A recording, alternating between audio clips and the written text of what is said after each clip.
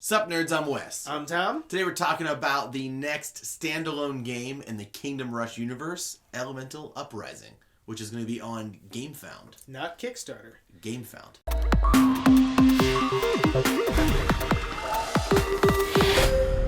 So if you haven't seen our thoughts on the base game of Kingdom Rush, you should definitely check that out. It's a really cool polyomino co-op tower defense game.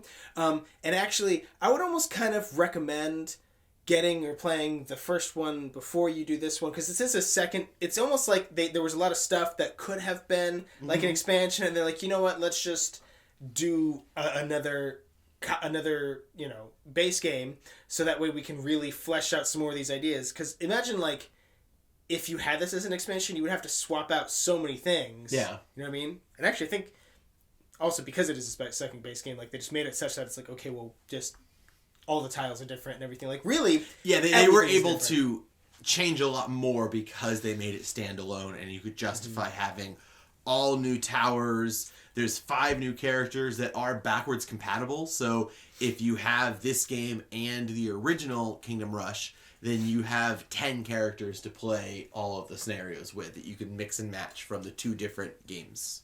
But really, they did go all out in coming up with new stuff that, you know, they're not just more. It's not more, it's new. If that makes sense, right? It's not just more scenarios and more heroes and more monsters. There's new abilities and new things. Again, all new towers and new scenarios and new abilities and new mechanics in there. That's the big thing I was thinking is it's I mean, that's the best way to put it. It's not just more. It is new mechanics. It does feel like, I mean, it's not a different game. Yeah, it's still but there's a lot of new here with the way the monsters attack, the type of monsters that are out there. The original game had portals, which was like the big thing that you had to go kill. This doesn't even have portals in it. They have like events and new like types of baddies that come out that you have to figure out how you're going to battle them, and it really changes your strategy and which towers you may want to be purchasing. And also, so the towers are completely new, all from level 1 through level 4 for each 4 different types. All completely new, including new abilities like True Shot, which will let you shoot anywhere on the board. You have to sacrifice the size of your piece a little bit, but you get to shoot anywhere on the board, so that's pretty much worth it. You also have modifications, which are these temporary stickers that you actually modify on the cards, and now that specific card has either a different type of damage, or there's a couple different things that you can add to that card or change about that card that can help you go along as the game progresses. I know you may be thinking, temporary stickers, what are you talking about? So we were actually looking at these, when we get, we always just get a certain amount, like there's more to the game than what we have here. Obviously, we just have like the preview stuff, and it is still technically prototype, even though this is, like one of the nicest prototypes we've ever seen. But we were looking at these stickers, and we were like, so has this become legacy now? It isn't replayable? But this is like those, the like friction, the static cling things or whatever. But they go on and off pretty good here. And they're not actually sticky, so it's not like they're going to lose their glue over time. Nor do I think they're going to leave residue on the card or whatever. Mm-hmm. I mean, granted, what we're working with is prototype, so the actual what you get could even be better than what we're doing here. But we're still going on and off here, and they're not losing any sticky. There are also now coins in the game too, which is how you get these modified things. So you don't have to I was about to say, you don't have to sacrifice gems, but there are some monsters just straight up give you coins, but some monsters let you choose. So you can just decide if you want to spend gems on cards or if you want to spend coins on modifications for the cards. You also be looking at our prototype and seeing these awesome 3D towers, which I believe were an add-on from the original crowdfunding campaign for this, but they'll definitely be an available add-on for the Gamefound. So if you don't want to use the little clear plastic squares that go on top of the board that then you put the towers on, you can add on to get these really cool 3D constructs that do kind of add another level of 3-dimensionality to the game. And also it looks more like realistic almost, because you really are, it is a tower defense. Yeah. You're building these little towers that shoot things off. Now, I personally actually really liked the see-through cards. I think those were really clever. That was a really clever component. Mm-hmm. But it just depends on what you like. And also, if you've seen our original Our Thoughts video and you're watching this right now, you may notice we also have these little minis instead of the meeples. And we got the tray gems, to put the cards in. The the heart tokens and stuff. So there really is a lot of... This is another opportunity for you to sort of pimp your game if you did not do that. If you missed the original crowdfunding, you Right. just bought the retail version of the game, and now you want the opportunity to get all of those cool add-ons. This is definitely the time to do it. Oh, you also get these little the flowers, And the little lava pit, right. which lets you get crystals. But if you end up on it or adjacent to it, you take damage. So it's like Correct. you're kind of risking to go get those crystals.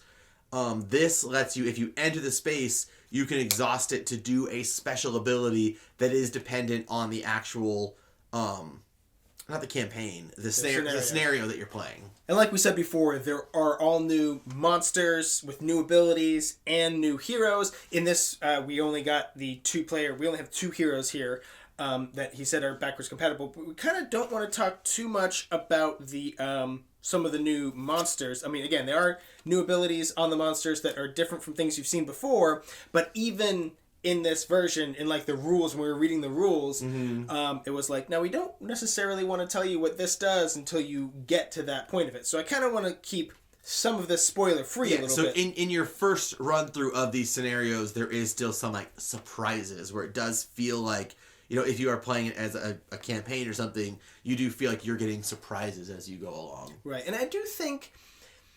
Now, I guess maybe because they got rid of the portals, that does bring it down a little bit in terms of complexity. But like, feel like they ramped up the complexity with this one. Like even the regular abilities on the towers, I feel like there's more.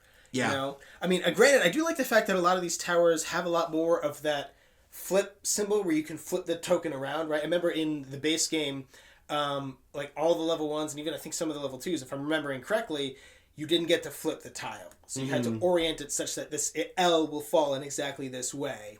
But I think I want to stand by that statement I said before, where you should probably definitely play and buy the base game first, because this is like it's more pumped up. There's more going on here, more to think about. It's a more complex version.